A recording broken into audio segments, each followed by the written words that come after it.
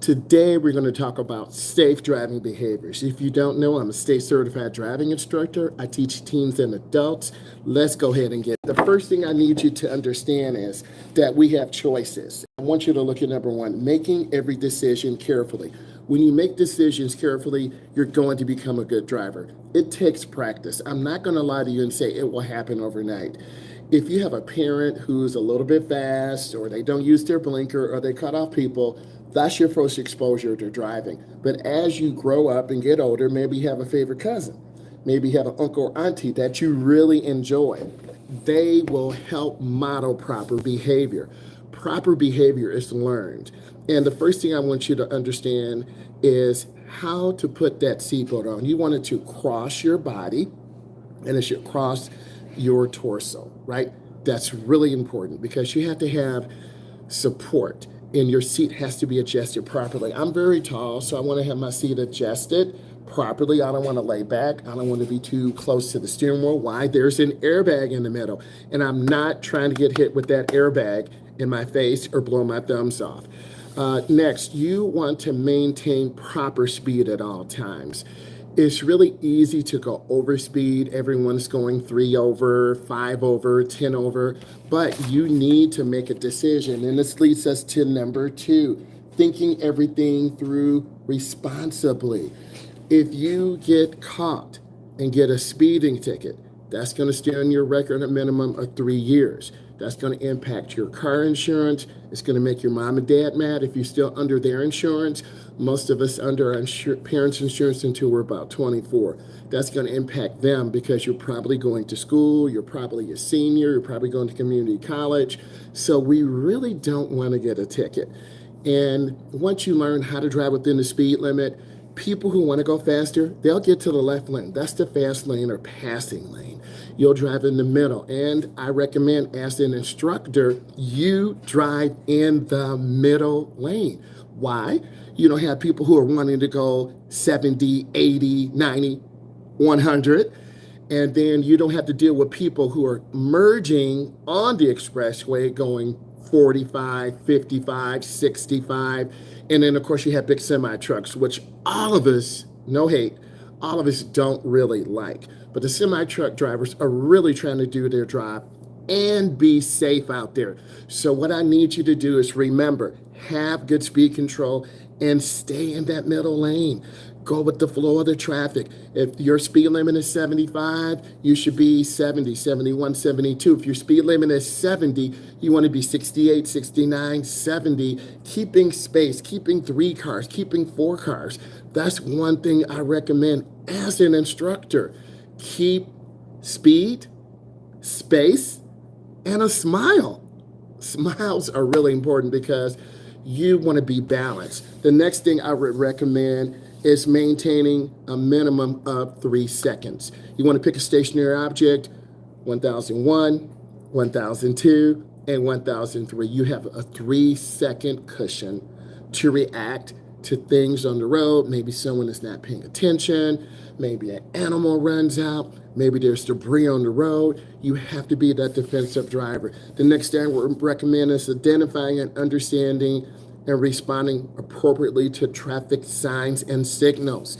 Meaning, if the light turns yellow, if you can slow down safely in, help me count, 1001, 1002, and 1003. If you can slow down in 3 seconds, you should. Hey, who needs this? If you're new to the United States, if you are a beginning driver, maybe you're 17, maybe you're 18, maybe you're 23, 24, 27.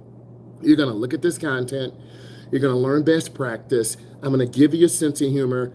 And I'm like your driver's ed uncle, right? I won't tell you lies. I'm going to keep it real with you. You don't want to get comfortable running yellow lights. Why? You're going to feel comfortable running lights. A yellow turns to a red. Now you're going to get broadsided by your car because people aren't paying attention. What are they doing? They're drinking their iced coffees in the morning. They're eating their sandwiches in the morning, right? They're not really paying attention. People drive halfway asleep in the morning. Do I look sleepy? But I need you to understand this because you have to be that defensive driver. And that goes to our next point. Let's look at this. exercising your freedom to choose. If you choose to leave late, going to school, cutting through the neighborhoods, going fast, doing 60, trying to get there to not miss your first hour, you're going to end up having an accident, running a light, or creating an accident. Okay. If you are in that business world, you're getting out there, you're 20, you're 19. If you leave late to go to the downtown metro area, you're going to be doing 70, you're going to be doing 80, you're going to be doing 90, you're going to get your little iced coffee in the morning, you're going to get your little snack food in the morning, then you're going to be speeding to get there. And you're going to be with a pack of cars. I call it a wolf pack. Oh, not wolves, but a wolf pack of cars. And in those wolf pack of cars, you're going to be doing 75, 80, 90. In Chicago, they drive fast. No hate. But you're going to be doing 90, 92, 95. And then next thing you know, a backup. And then you rear end someone. Or they pull over 10 cars and now you have a ticket. And now your insurance goes up. So good habits are really important because you want to look at the longevity, right? For some of you, maybe it's 3 years out, 5 years out, 10 years out. For others, 15, 20, 30, because you want to have a good driving record. Because now with AI, Chat GTP, companies are scanning licenses, looking at your social security numbers, and they're getting information. Hey, he's a good driver. No, he's got 5 speeding tickets. Do we really want him to represent our company? Because you're going to be late picking up clients. You're going to be late going to different social media outfits. So you want to have a good speeding record, a good driving record, so you can feel good. So you got to get up. 10 minutes makes a difference. Filling up your car at night with gasoline. I know you're tired. You don't want to put gas in, but if you put it in the night before, you can wake up. That's one less thing to worry about. And then let's go to the next one. Number 4, deciding what is right for you and doing it. Make that good decision to have good driving skills. Put on that seatbelt. Use your blinker. Look left, middle, right, scan. Always use the fundamentals that you have. Next, you want to demonstrate the proper use of your mirrors. You got to have these side mirrors adjusted properly. Your center mirror, you should frame the rear window in the mirror. When I see you driving, I should see you look up and check that mirror. I should see you move your head. Don't be scared to move your head. Look around because you want to be that defensive driver. You don't want to cut off other drivers. And occasionally that does happen. And people road rage. They get upset. They'll follow you to work. They'll follow you home. So we all are human. And you want to be safe out there. Next, you want to understand different vehicle capabilities. If you have a big semi truck, they don't move very fast. They have very long blind spots. Front side, right side, left, and right.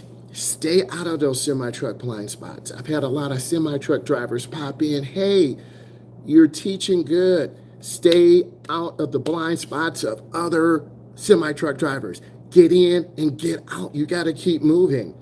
Next, you want to yield to pedestrians. If you're going to a huge metropolitan area, Detroit, Chicago, New York, LA, you've got to be aware once you hit that downtown bubble, you're at 100,000. You're at 300,000. You're at 500,000. I don't care how fast your car is. I don't care if you have a Trackhawk, Hellcat, Mustang, Cobra, Turbo, Nitrous. It doesn't matter.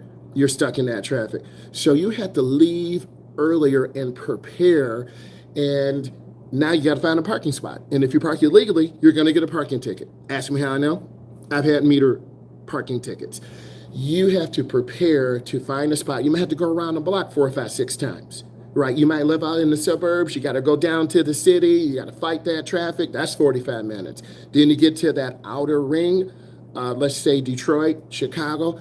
Then you have another 20 minutes, and now you're 10 minutes late. And your boss is looking at you like, we just hired this guy in, and they're coming late. And you know they're going to fire you, right? So you have to get up maybe an hour and a half early. And then you get it one time, and then you come in just as everyone is in, and your boss is still looking at you like, you know I'm going to fire you. They're thinking that. And you're like, I need to go back on Indeed and prepare. Right? But driving safely is the fundamental. That's what I'm trying to get to you. You've got to prepare. You have to get up early. You have to have your clothes laid out because you want to dress professionally. You want to drive with that traffic and feel good. You want to look, hey, I have my degree, or I'm going to community college, or I'm taking up a skills trade, and then you want to come in because people are preparing for their day. I'm preparing for my day to get ready to teach. Next, you want to demonstrate the ability to select a gap, meaning you can't just pull out in front of a semi truck. That truck's going to kill you. You can't just pull out in front of someone with the car. You have to look at traffic and judge. And if you just shoot that gap, you're going to have an accident. And we don't want you to have an accident. I want you to look at this for a second. My mindset is set up for growth.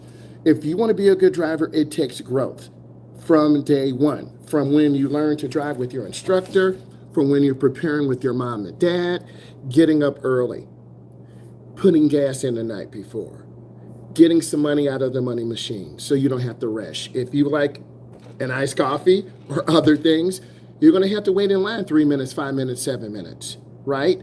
You're going to have to make that left turn out in traffic. Everyone hates that.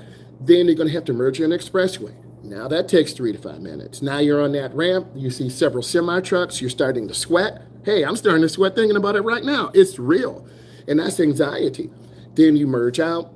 Then you realize I left my phone at home. Do you go back? Nope, you can't go back. You're going to be late. Okay? So you have to prepare the night before. Preparation is the key. Love you.